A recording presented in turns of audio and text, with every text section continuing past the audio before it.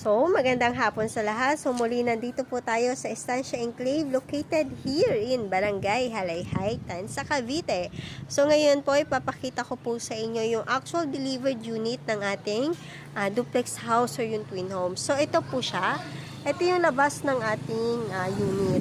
Tapos po, pagdating po dito, ayan, ito po ang ating minimum area na 80 square meter po na kasya po ang dalawang sasakyan. So, ito pong portion na to is kasya po ng, 3 meters po ang sukat. Tapos po, pagdating po dito sa likod natin, meron po tayong 2 meter setback po. Then, dyan po, meron din na po tayong dirty kitchen, isang dirty kitchen. Tapos, may kitchen pa po tayo sa loob. Mamaya po pupuntahan po natin. So, dito po, hanggang dyan, yung magiging lote po natin. So, kung mapapansin nyo po dito, itong area na to, ayan, double walling po ang mangyayari dyan. Tapos, ito po yung kitchen po natin. So, meron po tayo mini cabinet po dito na maliit or pwedeng gawing cabinet po. Then, dito po, ayan, pwede po kayo palagay ng laundry dito sa portion na po ito. Then, kung if ever po plano nyo po magpa-expand ng dining area, pwede naman po. Or magpalagay ng additional room sa baba, pwede naman po. Pero for subject for approval po yon. So, lahat ng home improvement po na gagawin natin is subject for approval. Tapos, dito po, ayan. So, hanggang dito po sa may sementado, yan po yung magiging lote po ninyo. Then, dito po sa second, ayan. Itong gilid na po yan, pwede po kayong magpalagay ng mini balcony. So, syempre, approval po tayo sa lahat ng gagawin ng ating home improvement. So, papasok po tayo sa ating model house.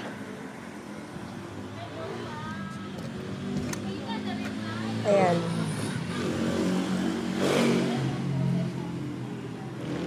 So, kung ano po yung nakikita natin is the actual delivered ng unit natin. So, yung flooring natin sa ground floor is 60 by 60 ang sukat ng tiles.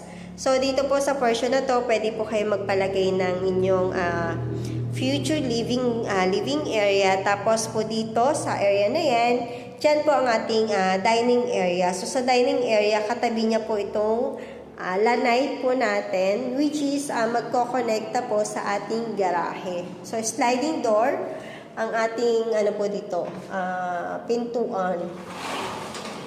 Ayan. Tapos po, tabi ng ating dining area, ayan, andyan po yung ating kitchen. So, sa kitchen po natin, meron po tayong overhead cabinet. Then, meron pa po tayong cabinet sa baba. Then, nakatiles na rin po ang ating kitchen po.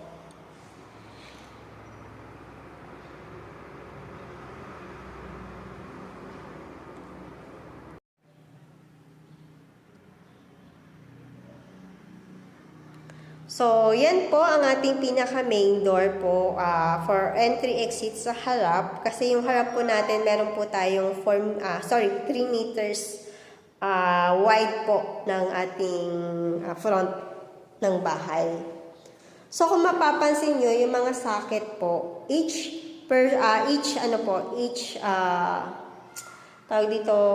bawat gilid, ayan, bawat gilid or bawat wall, meron pong nakaabang na mga socket na saksakan na po siya. Actually, dito pwede po kayo magpalagay ng TV or stand or or pakabit para at least kung kabit man po, movable po yung ating TV. Para at least dito, ito yung TV nyo, ito na yung living area po na pwede nyo paglagyanan ng mga upuan. Then, ito nga po, tulad ng sabi ko, ito po yung magiging dining area po ninyo. So, option nyo po yan kung gusto nyo po magpa-expand or magpa-addition ng isang kwarto sa likod po. So, syempre, lahat ng gagawin po natin is for subject for approval. Tapos po, dito po, itong kitchen natin. So, sa kitchen natin, dito sa portion na yan, pwede nyo po ilagay yung, yung ref po ninyo. Ayan.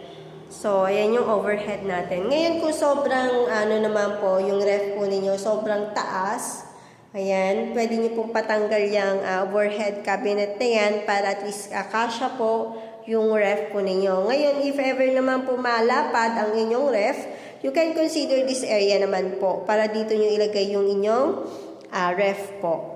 So, sa likod po ng ating pintuan, dito sa wall na to, at saka dito sa wall ng ating kitchen, dito po makikita ang complete fixtures ng ating CR, toilet and bath po. So, sa toilet and bath po natin, complete ano na po siya ha, complete fixtures na siya.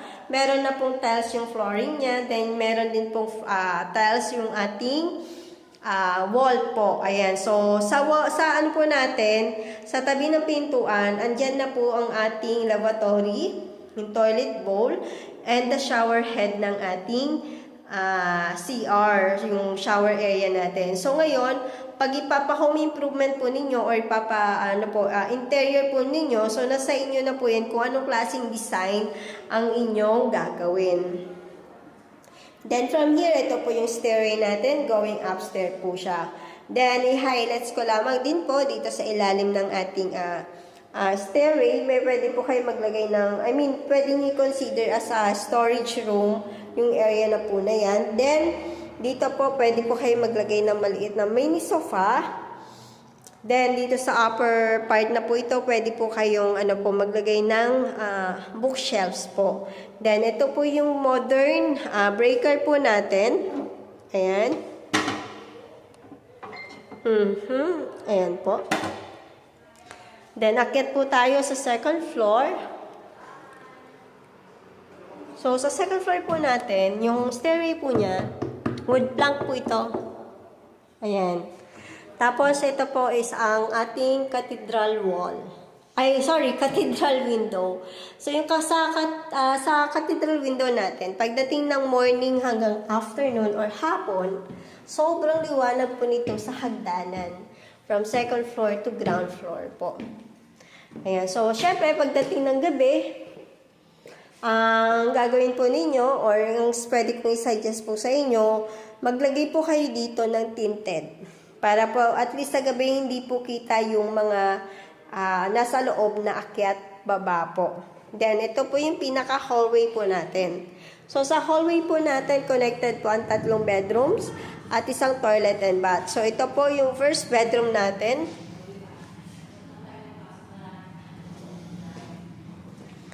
So, sa first bedroom po natin, ito po siya. Meron na po siyang built-in cabinet. Ayan. Take note po, lahat po ng built-in cabinet po natin, mayroon, yung 3 bedroom po natin, meron na pong built-in closet na nakaabang na po or naka-built-in na po siya. So, tulad po nito, sa bedroom 1 po natin, meron na pong naka-cabinet. Tapos sa taas po niyan, pwede pa po kayo maglagay ng ng mga gamit po ninyo. Then ito pong aircon na to, ayan, nakaabang po ang ating aircon na abang aircon po 'yan ng window type po. Then proceed po tayo sa bedroom 2. So sa bedroom 2, parehas lang din po sila ni bedroom 1. So, sa bedroom 1 po, vice versa lang po yung ginawa po sa cabinet. So, same lang din po sila, portion ng pinaglagyan na ng built-in closet.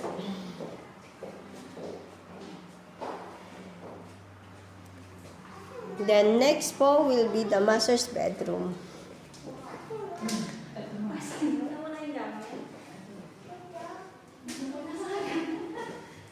So, this is the master's bedroom. Kung mapapansin niyo, mas nagmukha pa po siyang maluwag. Maluwag din naman po ang master's bedroom area natin. Pero mas nagmukhang maluwag pa po siya or malapad. Gawa po ng ating mga windows.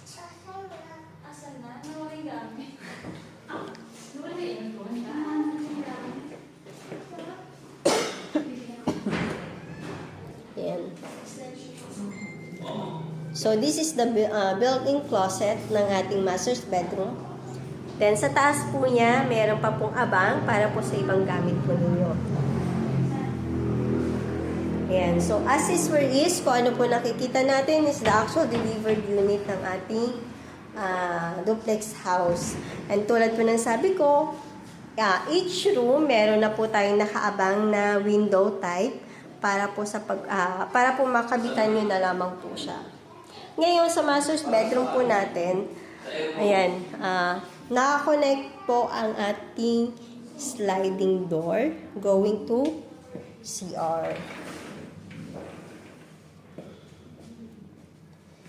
Ayan. So, sa second floor natin, ng toilet and bath, same lang din po siya.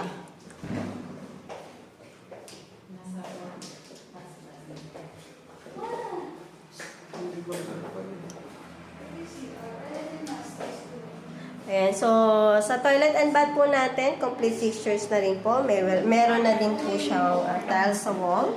Then sa flooring po natin, meron na rin po siya. Then meron din po tayong lavatory, shower head, and toilet bowl po.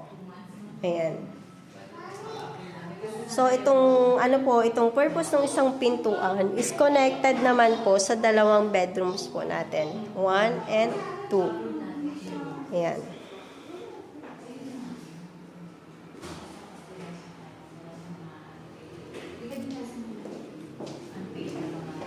So, baba po tayo.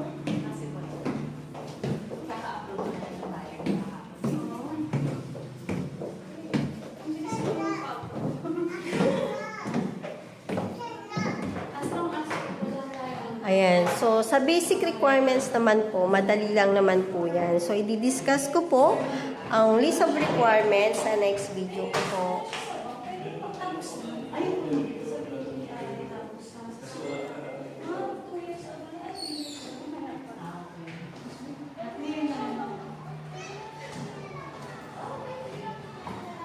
Ayan. So, yung sa harap po natin, yan yung mga finish house and lot or block and lot po natin ng duplex house.